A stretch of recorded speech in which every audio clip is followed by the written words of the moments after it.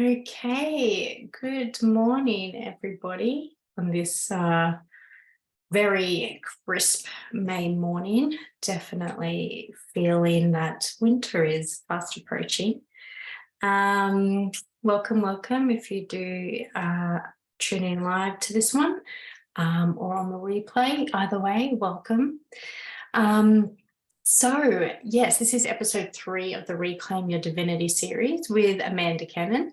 And in this series, I aim to help share information with you because I co-create with you to transcend your limitations by clearing, aligning, and activating you so that you can reclaim your divinity. And so in today's episode, Navigating Your Spiritual Awakening with Your Kids in Tow, I am going to share with you my 5 sacred practices that allows me to integrate my spiritual awakening journey with my family. Now, if you're like me, and when you had your wake-up call, for lack of a better word, maybe your life was completely different. It wasn't really spiritually influenced much, if at all, meaning that the people you associated with weren't into spirituality, you didn't have any of your own sacred spiritual practices, or you didn't really know a whole lot about it. And then so suddenly you have this awakening and your life completely changes, turns on its head.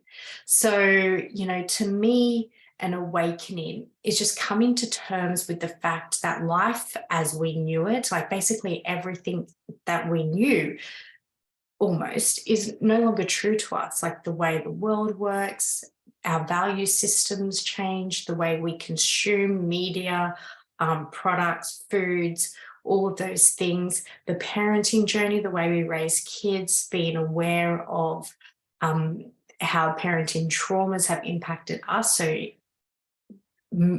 influencing us to make changes in the way that we parent, our relationships, basically everything about life as we know it changes. And so we're navigating a new way of being in the world, a completely new way of being. And doing this as a mum, and especially for myself, I had young kids. I had a 2-year-old and a 1-year-old and was pregnant when I first had my awakening. And so going through that journey and being a mum has really shown me that they are one and the same. So both the spiritual journey and the parenting journey require us to heal our past, because if we want to show up as the mum that we desire to be, we have to heal our past, whether you're on the spiritual journey or not. That old saying, our kids are our biggest teachers, because they teach us how to be the better version of ourselves. So we need to heal our past. We need to transcend it. We need to learn how to be present in the moment with our kids, because our kids can tell the difference between us playing with them whilst our mind is elsewhere, or actually playing and engaging with them. So both journeys need us to be tuned into ourselves, to our inner knowing, our intuition, and follow our guidance, because when we're tuned into ourselves, we can be more tuned into our kids as well, and know what they need from us. And it also requires us to be playful and have fun. Both journeys require that of us, because this is how we raise our vibration and learn to find joy in life and in the mundane as well. So I'm going to share with you now my 5 sacred practices that have helped me in this journey, and they are in no order of importance. I feel like they are all equally important. And, I'd love to hear from you. Do you already practice these sorts of things that I'm about to talk about? Or have you noticed where they could be really beneficial in your life if you don't already practice them? What resonates with you? So do comment in the comment section if it is resonating. So number one, and we hear this a lot, kids are mirrors. So they are a reflection of ourselves, often ourselves as children. And so as a result, our kids trigger the out of us. You know, they really do. And so often when we are being triggered by our children, it is just our own wounded inner child being triggered. And so that is illuminating for us areas that need to be healed.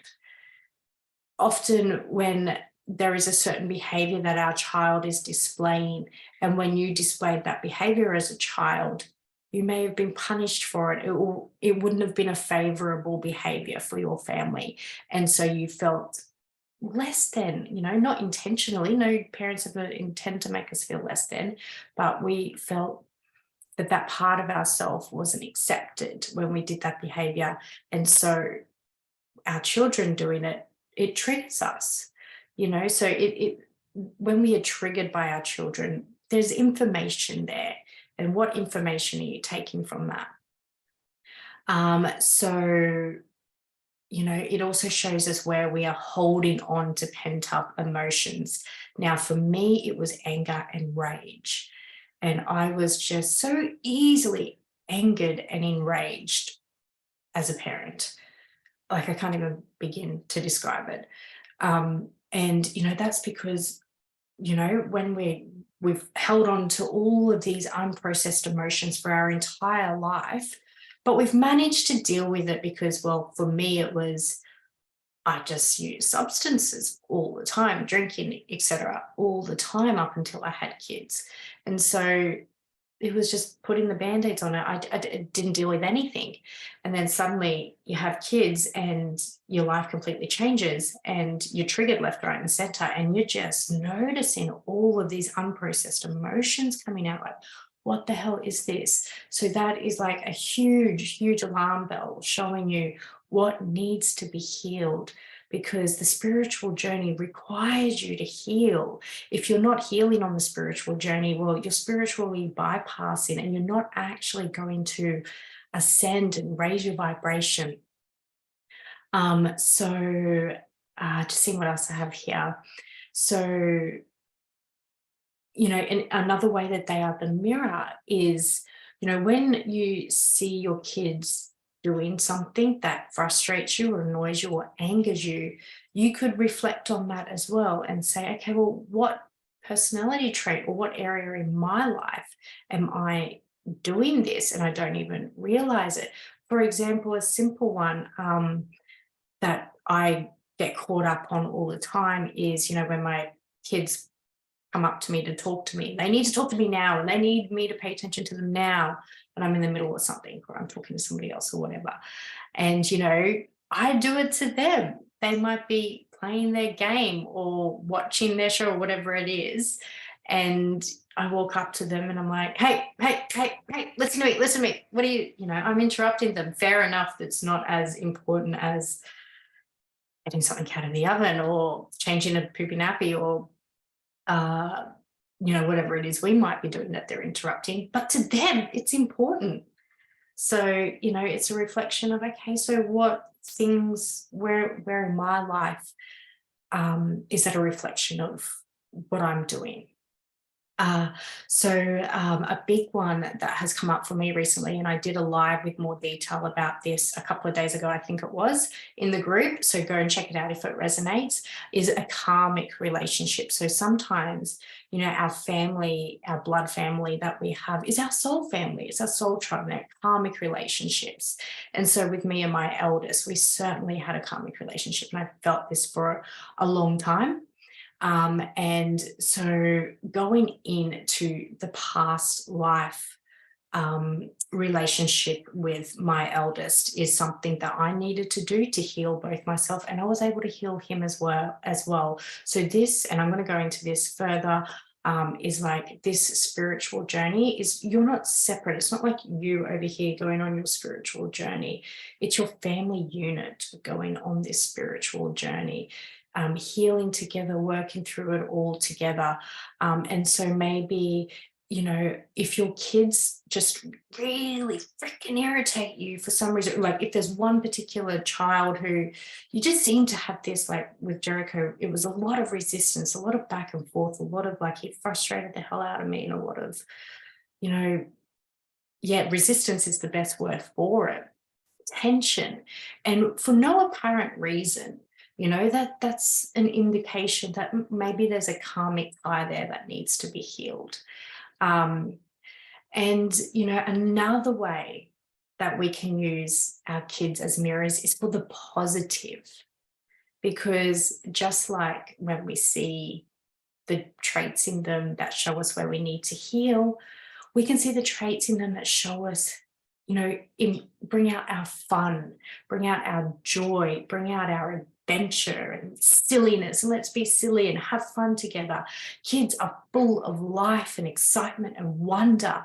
And, if we can just get down on their level and share in that energy with them, we often talk about how tired we are as parents and stuff, but if we allow ourselves to share in that excited, joyful, fun energy of children, they can actually be energy givers. We can be lifted. There's been times where we'll go to the play center. It's like, oh, I'm really not up for this. By the time we're running around and playing, or at the park or whatever it is, we're running around and we're having fun and chasing, and suddenly the mood changes and your energy levels change, and you've got this energy out of nowhere. And so that's a really great way to raise your vibration, is by getting energy from them. So that was number one. And number two is, well, you just need to do the healing work, basically. And kids, as I have just discussed in some detail, they're a great way of getting experience with learning to deal with our triggers in a healthy way. So, I've gone from screaming and yelling and sometimes, like, often doing things that I didn't deem acceptable and I was not proud of. And it's just not the way I wanted to parent. But I had no control over it. And that was what led me on my journey, was this deep, deep knowing that I could get control of my emotions and I needed to do something. And so by using my kids, the triggers that my kids brought up within me, I was able to learn how to sit with and work through my triggers. And so when our kids are triggering the emotions with us, that is a great opportunity for you to practice getting better at healing your triggers as they present. And so you do this by sitting with the emotion that has been brought up with the trigger and exploring what it is. Why is it that you have been triggered? And you may need to do some deep breathing and some journaling, some walking, whatever it is. Maybe you don't get to explore the root cause of it, the reason for it in the moment, because if you've got a 2-year-old or 1-year-old and they're screaming, sometimes that can be a bit hard. But then you find time at some point through the day or at the end of the day to explore what has come up for you. And it's a great, great, brilliant way for you to give you the opportunity to find love and compassion for yourself when you've been triggered. And, it's a journey. It's not like you're going to go from being triggered and reacting out of rage and anger to responding, in an emotionally healthy way overnight. It takes time, it takes practice, and we're going to make mistakes, and it's not linear. So it's a really, really great way for you to find love and compassion for yourself, even when we haven't done things the way that we wanted to. And that is acceptance of self, and your ego feels safe to sort of, okay, let's just move through this, because I'm not going to get blasted with self-hate and shame and, all that sort of stuff. And it's just talking with yourself soothing yourself, saying you've done the best that you can.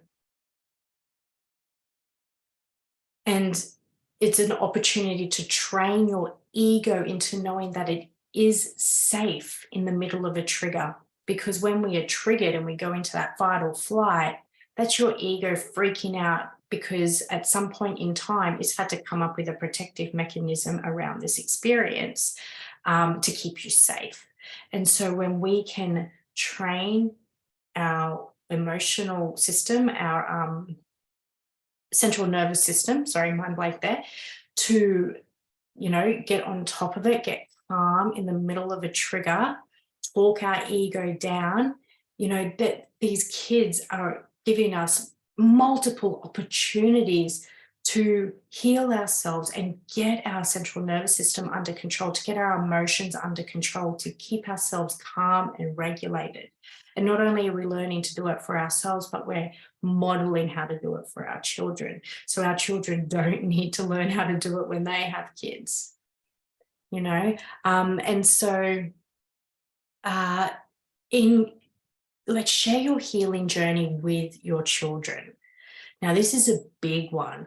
I find it's really important to just communicate, okay, mummy, has trouble with her emotions sometimes, and I'm working hard to change that, because I don't like it when I yell at you, or if I do whatever it is that you've done. Explain it, share that experience with them, and then model what you're doing to get it under control. It's like, no, I need to go do some deep breathing. I've locked myself in the toilet before so I can do some deep breathing to calm down. And so my kids are mad on the other side, but I'm just saying to them, guys, I just need 2 minutes to do some breathing and I'm coming out. But it was the only way that I could get some space to myself to do some breathing. And they were okay. They're going to be okay. But it's more important that I calm down and get my emotions under control than it is to react. And so, if you need to do journaling, if that's something that you need to do, you might do it in front of the kids and say, kids, look, I'm just writing about that, time that I got really mad this morning. I'm just writing about it because it helps me feel better. It helps me heal. Or it could be, I really feel like I need to go out and get some sunshine and get some fresh air after our morning. It was a little bit rough. We all had some big emotions. Let's go outside and, let the sun make us feel better. Whatever it is, like, just incorporate your healing journey with them. And, if you are in tune, beginning to feel your energy and activating energy healing within yourself, you can share that with them. You can do Reiki, practice Reiki on them, or, encourage them to feel it for themselves. Talk to them about it, embrace it, make it a normal part of life. Bring them into your journey, make them a part of it, let them play with your oracle cards, your tarot cards, your crystals, and sit with them. I'll do card pulls for my kids and stuff, and just allow them to be a part of it. And then another thing that just popped in when I was tuning in before going live was just the reflection of your own experiences growing up, that reflecting piece, like, how were you impacted by your childhood and how does that impact your parenting? And so this is, again, just highlighting multiple areas, layers for your healing, which the healing journey is the spiritual journey. And so this is these first two practices that I've spoken about are really utilizing everyday experiences in mum life, in parent life, to assist you on your journey, to accelerate your journey. So number 3 is identify what your non-negotiables are. And these non-negotiables are things that you need in your everyday practice, in your everyday life, to feel aligned and feel connected, to feel supported, to feel in tune with yourself and to remain connected with your intuition. So what fills your cup? You know, what makes your physical vessel feel good? What makes your mind feel good? Because these are all, you know, the things that we are working towards on the spiritual journey. We are working towards a healthy, strong vessel, a clean, healthy mind, a mind that we are in control of and one that doesn't control us. So what practices do you need in your day? Is it yoga? Is it breath work, dance, meditation, time alone in nature, or just time in nature in general? Sleep. I know when you've got the little ones, sleep is a challenge. It can be. Do you just need a break? So it's sort of identifying, you know, what are the important things to you and ensuring that you get them. And I understand that we're not going to be able to do all of those things in every day, but like, what things can we do with our kids?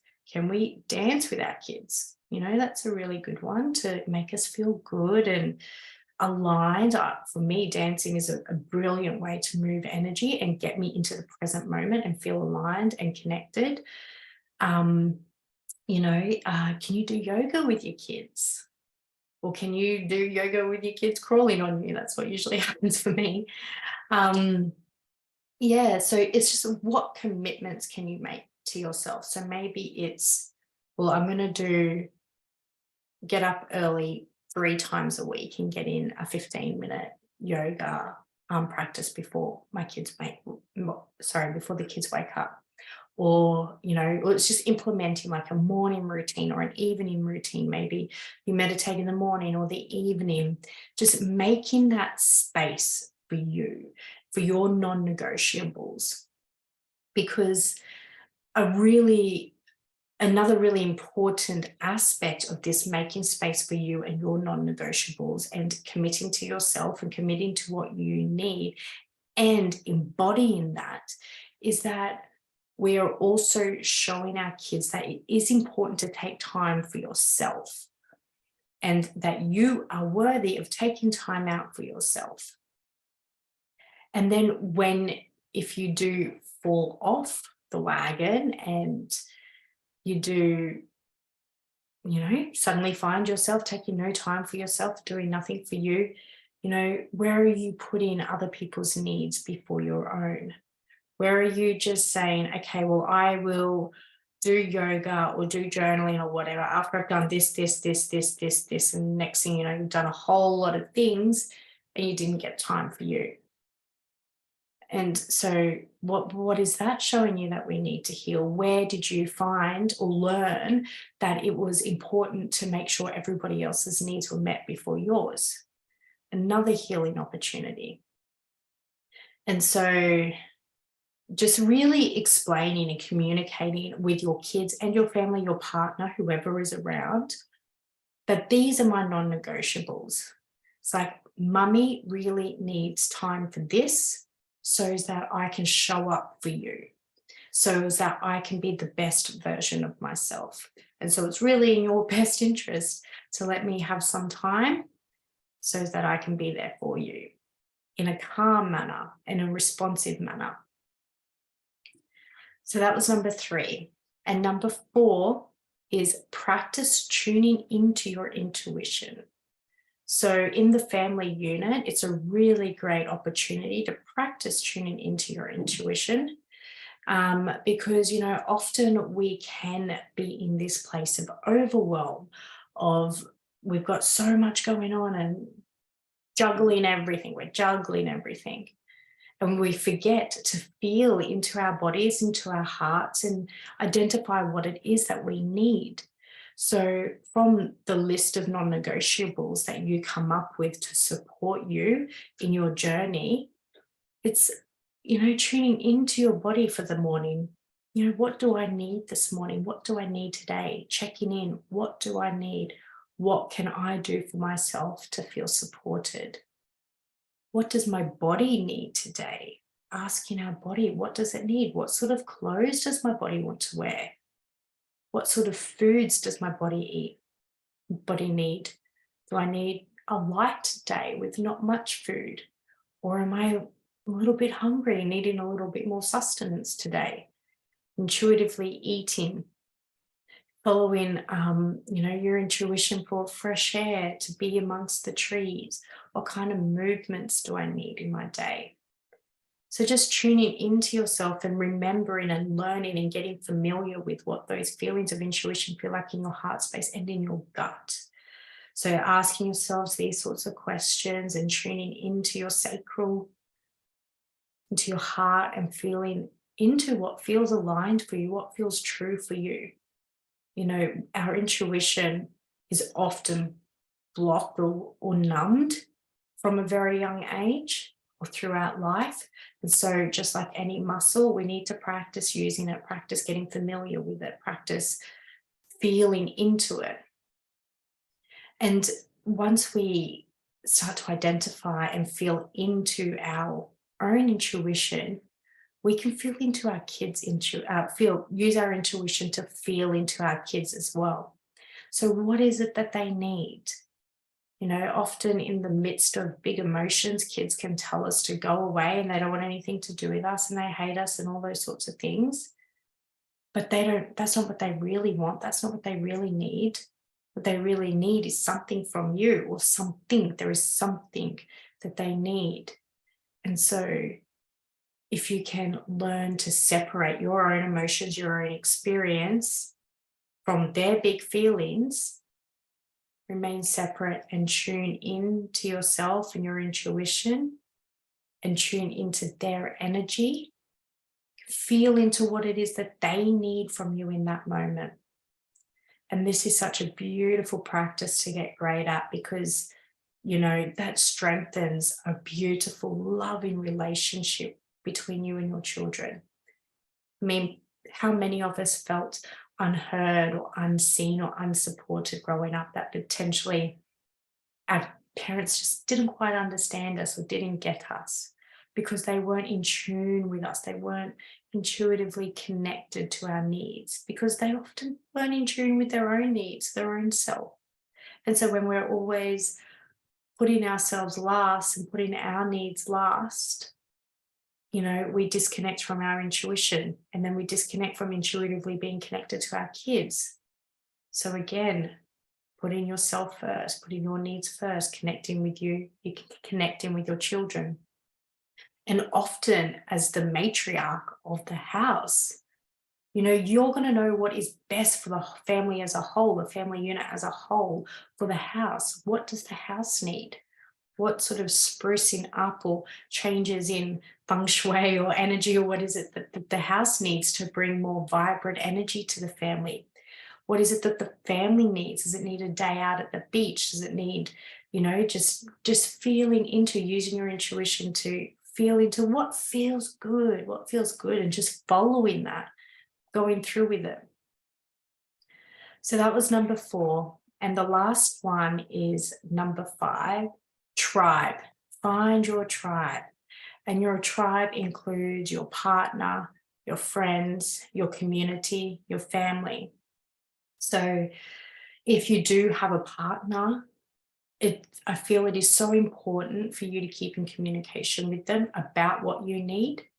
What do they need to do to support you on your journey, to support you in getting that time that you need for you to meditate, to do yoga, to take yourself to a day retreat, to some kind of circle, some kind of event, telling your partner, hey, I need this time and I need you to watch the kids. Or maybe it's that you need to reach out to your friends or your family and ask them to watch the kids whilst you take some time for yourself, because it's so important that we do get that time for ourselves.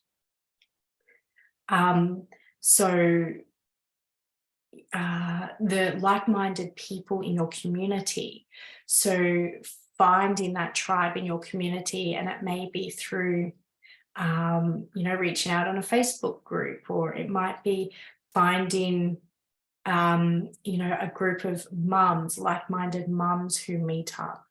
And, if there isn't this kind of community, if you don't have this kind of support, from like-minded friends, friends who get you, friends who see you, friends who you can share your experiences with, then maybe you need to create your own. You could put the call out, see if there are any other mums in the area that would like to meet up for coffee every Wednesday morning, or maybe it's that you create a sort of circle on a Tuesday evening and the dads can stay home and watch the kids. So just really finding that tribe and that community who sees you, who gets you, who understands you, like-minded, because when our friends who we once were so close with, who are just not on the journey and they don't get us, then that relationship isn't necessarily fulfilling anymore. And so we need to find friends that we can connect with on that level. And then in regards to sharing our spiritual journey with our community, I'm going to talk about our partner. So we don't want to keep our spiritual journey separate from our partner because, like I said, it's all part of the family unit. Everyone is in it together. And I feel that it is so important for your partner to be aware of this journey and for you to share it with them so that they can support you and it can be a growth journey together. Because when we keep that side of us from our partner and we don't share it with them, well, we're doing ourselves an injustice because we are not speaking our truth, we are not living in our truth, and we're not allowing our authentic expression to come through. And that is one of the biggest learnings on the spiritual awakening journey, is to embody your truth, speak your truth. So you're doing an injustice to yourself. You're creating separation in the relationship because you're just over here going on this journey and you're not sharing it with your partner, who's probably over here wondering what's happening to you. And then you're creating that separation with yourself as well, because you are living your truth and you're not vocalizing your truth to your partner and their needs. I mean, my partner is he's into it a little bit, he's open to it and everything. But I always have to constantly talk to him about it and how I feel about where we are both at on our journeys. So that is it for everything I have to share with you in regards to navigating this beautiful journey as a parent with your kids in tow, because they are such a beautiful piece in your journey. And I just wanted to pull a card today, and I'm pulling it from the Oracle of Fairies deck. Don't know if you can see that. Yeah, you can. Because it's a very beautiful, fun, playful deck. So I'm just going to see what message the fairies would like to share with these beautiful conscious mamas who are tuning in and just looking for guidance on their spiritual journey as a parent.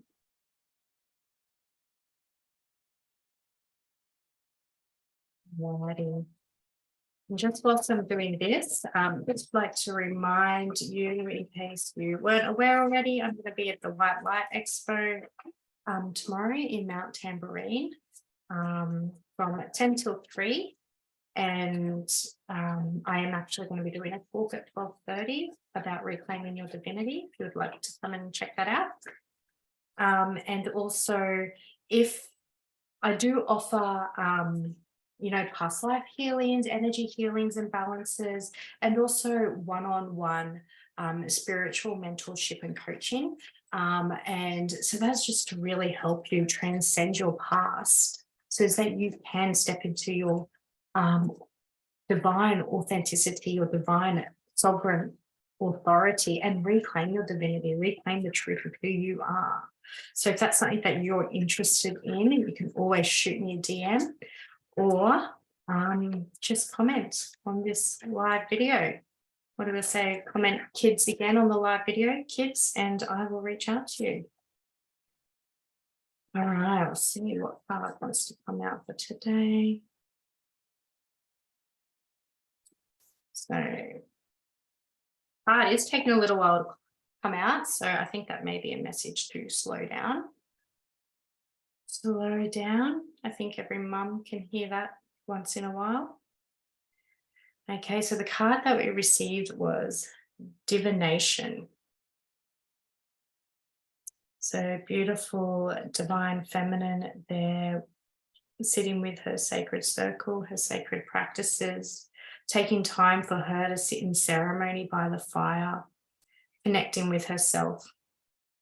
And so the card says, embrace your powers of divination, which are especially strong right now. You have the ability to see your current situation with crystal clear clarity. So maybe there is a situation in your life that is being illuminated for you now. Maybe some words in this episode help shine some light on that. Or maybe you just need to tune into your intuition and feel into what clarity you need right now, and just allow that clarity to come through by creating that space and allowing that space to bring the clarity through to you. So that's it for today. Thank you so much for tuning in. I hope you enjoy the rest of your day or evening or afternoon, whenever you're tuning in. And until next fortnight's episode, which will be in 2 Fridays' time, the next episode, I will see you then. Bye.